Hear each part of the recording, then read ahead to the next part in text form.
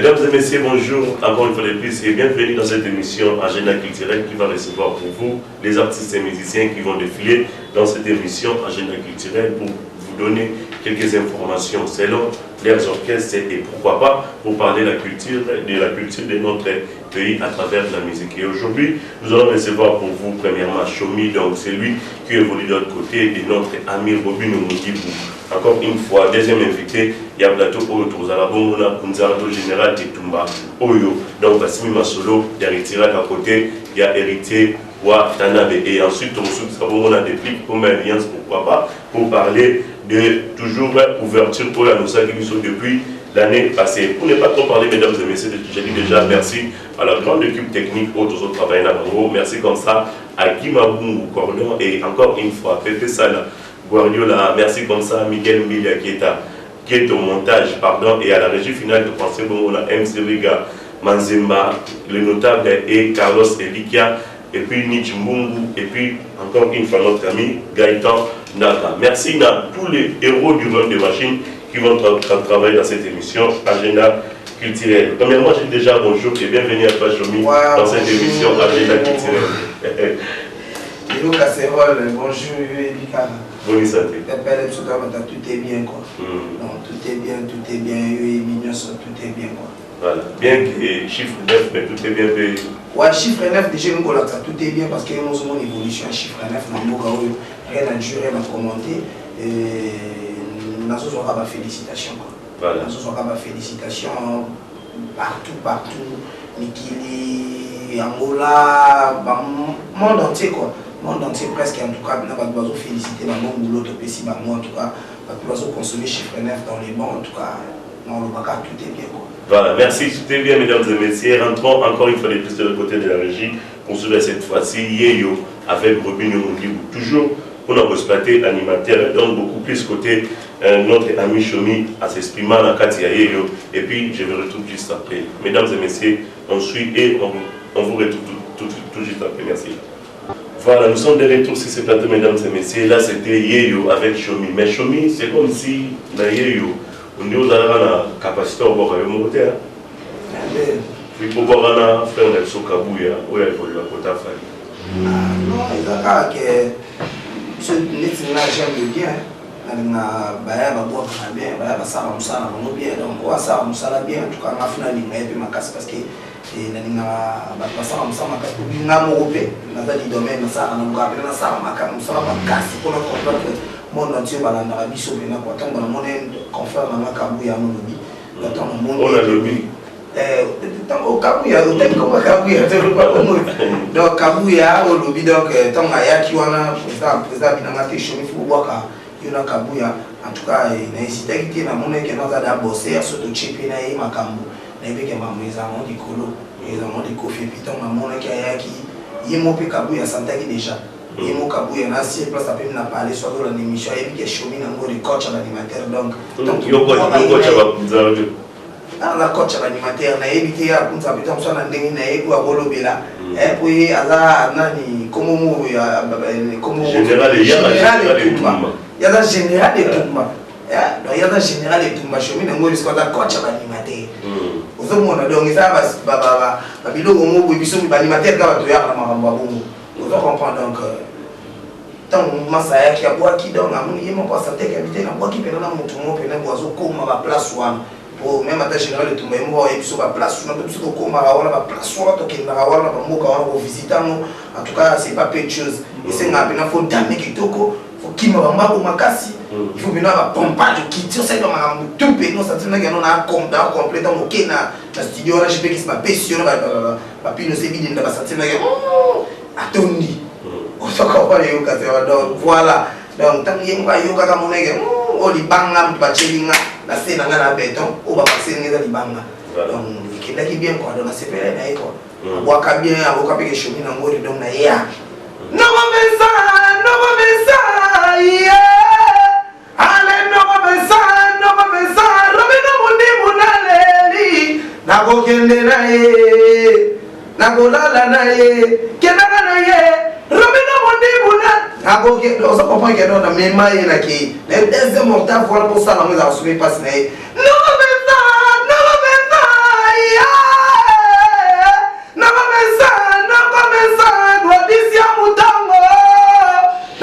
kende na ye nakokoma wayaka te ozokanga te nazokanga te bango babike ekendaka nde bongo babike chemin yaka na première octave alabetaka bango deuxième octave ozo comprendre donc babike nabetaka première octave na ye na deuxième octave nakangaka te kaka bodona batri lokoba salama yele na mibalakisa se soki ameli bimelame donc obanga toyoka solo obanga ozobanga puissance mena pour la plateau po kokangela boye te oza penake na opesa bato message ko na voix nde ya ndeka likolo ozokompana na voix ya likolo lukelanga moko lukela nzela moko yokasemasepela émission makasi mpo yokinoluka kokanga biso kwa mais tellement chomi na ngori yo mozo comprendre mpe keno te o mpe na moto ya makambo moto ya banzela yo moni na okende nango kaka bongo donc naza moto oyo apesa bato banzela ebele salama yele na mibalakisa se soki ameli bimelamela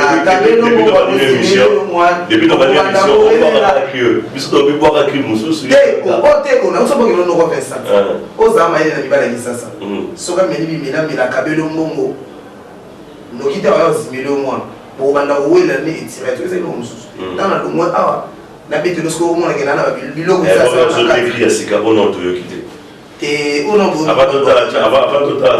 oyoki te bato bakoyiba nga bato tu bafai na bapale baza prêt koso bamonika elongi nanga bakokomprendre biloko ya sika yango eye totyama to ye batyomo pelipeli ete nakopesa bango chance wana bongo te bango fo baconsome ba chaboy aletikelanga pena bwake popolelandu aletikelanga pena mona dula sebilele tikelanga pena mona belengomo japonais bilambebele ayo chaboy osa comprendre donc ntango alongo na chaboy okomprendre alimentaire nako ye nosuka biloko kwaba na sokola mata kwe eyala bato bakrimo lokwa mama yoyoyoyo nayokaki te natoli opesaki nga donisia mutongo redipokoto batrai mama yoyoyo bilenge ntango moke bominga ye mama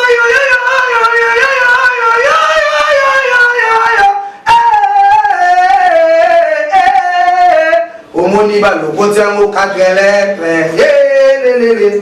okofandela po yaya okokoma na sante ya miyoto sokofandeli po lelo okokoma na sante mediocre aomemi pari na moto na yo na bandako bazomisi donc shomi na 4 lettres na yo kopena inspiration ya Zaiko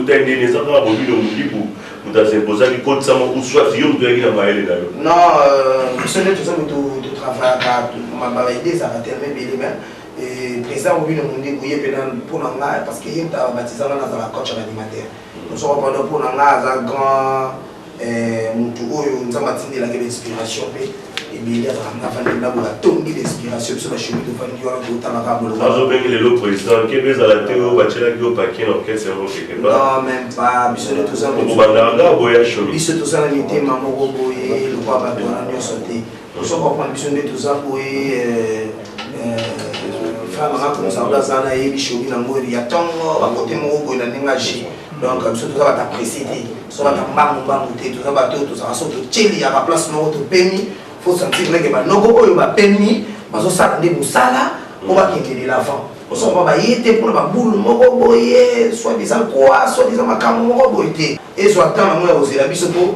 nde toza boye biso tu nde toza boye tokokufa pauvre te biso tu tozalaka bato ala projet na nga shomi donc ezalaka nazala motambongo donc nazo sous-estime bambongo moko boye te so bato nayebi ke wi bato baosollicite shomi nango bakope ebele banini baotalanga mpe na lisu moko boye mais yo banini mais te nga ngonga nano ekoki te okopa mpe ngonga nano ndemi te ekoka mpo nga naza nano nakobino mondibu donc naza nano moto apesi nga jus na mboko lelo moto afuli ngai po bacomprendre ke shomi nango e voilà osokopa parce que nasileki mpe na baorchestre ebele mais yo yebi je oyo ezalaki te je oyo eza lelo boye kovanda na lopango moko mobimba na limete na 7e rue wana na grâce à Robin Mondibu mpona fe na ngai Gima Kwendo jackpot.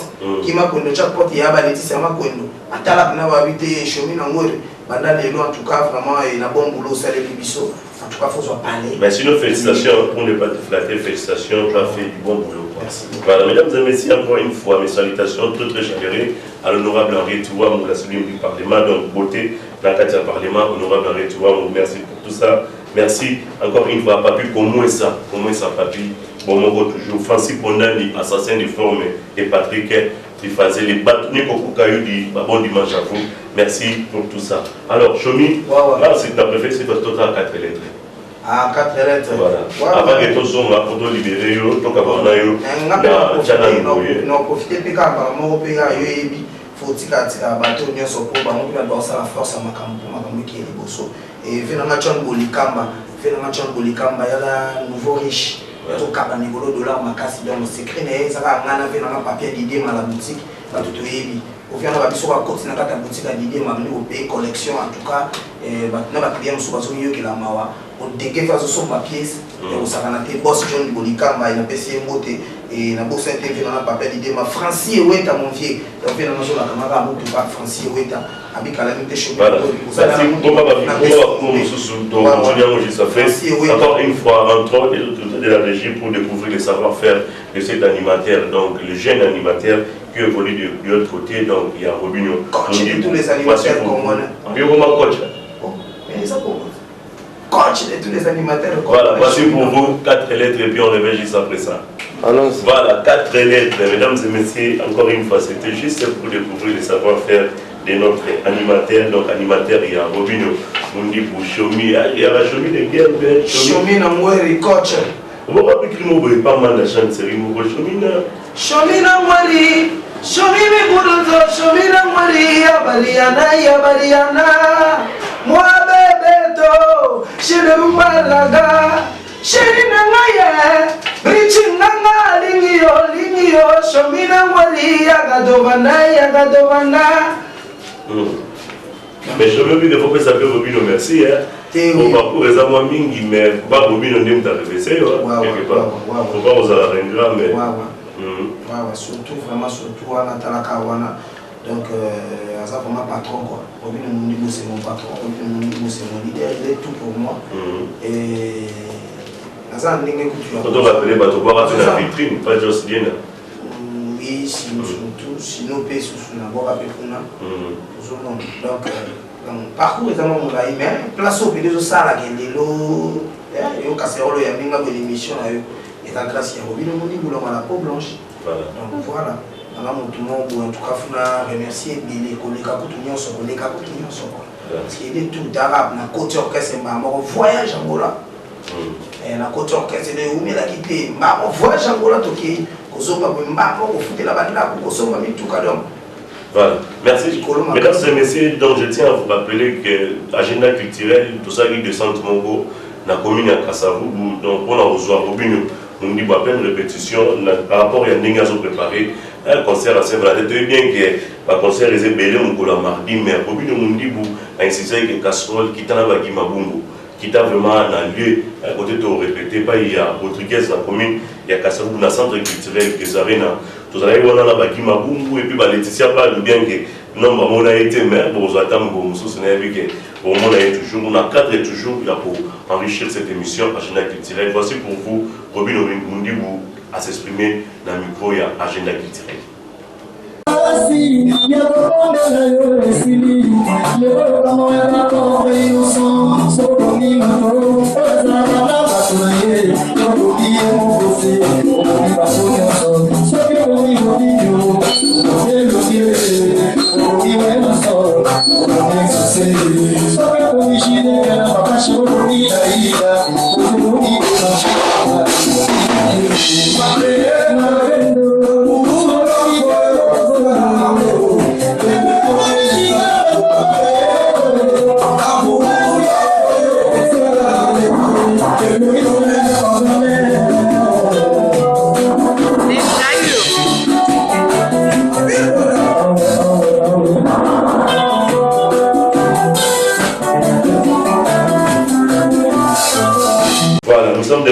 ce plateau. J'espère que ça fait plaisir. Alain Nongo, Alain, merci encore une fois à mon ami Christian Silla. Tabala et Silla Raté. Merci à Maître Carré Christian Silla. Encore une fois. Ngabe Kandi, Bonzambe toujours, mon Konza Chombo. Et merci à Bivense Mayala. Chomi Tokomina Soukanayo. J'ai invité au total déjà patron dans le lobby. Mardi Bozabongo. La rencontre qui prend dans la commune à Kassama. Et là, nous avons bâti ça avant que tout ça soit. Ouais, non, c'est ma caca, mélomane, la bicho, ma chiffre 9. Na tout, il y a KV, on a la chiffre 9, on a la peau blanche. En tout cas, vraiment, Baza Maté, on a beau, on a ma bélé, on a bango. On a bélé, on a KV, on a télé, on a la presse, on a tango. Donc, on a mon vivant, on a 4 donc on a pas la Baïtia, on a donc. La même si la balle n'y sur KV, pour vivre Robin Mundi, ou live, la chiffre 9, non, Cassini, on dit, ma chouine, on a on a besoin d'un live, comme un boulot, un vrai boulot, tout possible, comme un live, quoi. Au salon, on a bien, quoi. Au salon, on a bien, au salon, on a bien, au salon, on a bien, au salon, on a bien, une invitation. Voilà, au salon, on a bien, quoi. Baya, tout baya. Et quand on a eu ça, on a traversé le bateau, parce qu'on a biso vraiment, biso chemin dans le pour tout ça, vraiment, les trouver vivre donc, il y a une cadre de l'équipe là. Donc, nous avons bossé à la télé, nous avons fait un Francis, oui, t'as pas chanté ça. Et dans l'agence, Annie Wallo, comme Nicolo, base, ils n'ont pas Annie Wallo, entrée à Montfléry. Entrée à Montfléry, on a Salomon et Kito Wizana. Annie Wallo, chez Annie Wallo, mon thème, il y a Benabiso. Benabiso Christian Loublé. Benabiso Christian Loublé, donc Annie Wallo, mon thème, Christian Loublé, on a entré à Montfléry, donc place, on a pris la boîte, on a 4 et dans le boss, on a terminé, on boit Teddy Fico, merci. Teddy Fico service, donc on a pris la place au chemin dans le colon, on a non chemin dans le commis salarié, donc on a foutu on a donc une agence, on a donc Teddy Fico, donc on a pris ça, il a fait la chip à Simba, Simba, Alain Zulu Kabekou, Union européenne, et puis la bosse sanité, bah massa maintenant tout bas dans catalimité. On a sauvé la sauvé pour la vie, on a fait sauvé les vétitindindi. Donc je lui salue de l'eau et puis la bosse sanité va frère bien sur bazar la limite. En tout cas, on a passé le nombre de tout. Bon dimanche, la bino quoi. Mais avant tout à l'heure, on va aller vite. Chana Louboui, Chana Louboui. Chaboy, allez tigala ma pena moake, popo le landu. Allez tigala ma pena mona, tu la sebilele. Tigala ma pena mona, belengo japonais, bilan bébélé. Ah, yo casserole yo. Chaboy. Merci. Voilà quoi, papa dit ma bilamba. Voilà, merci encore une fois pour votre passage dans cette émission Agenda culturel. Mesdames et messieurs, pour ne pas trop parler, retournons encore une fois de plus de l'autre côté de la régie pour découvrir encore une fois et savoir faire cet animateur de Robinho Chaboy. C'est juste pour se séparer avec lui. Tchana Nouboy pour recevoir notre ami Kunzardo, héritier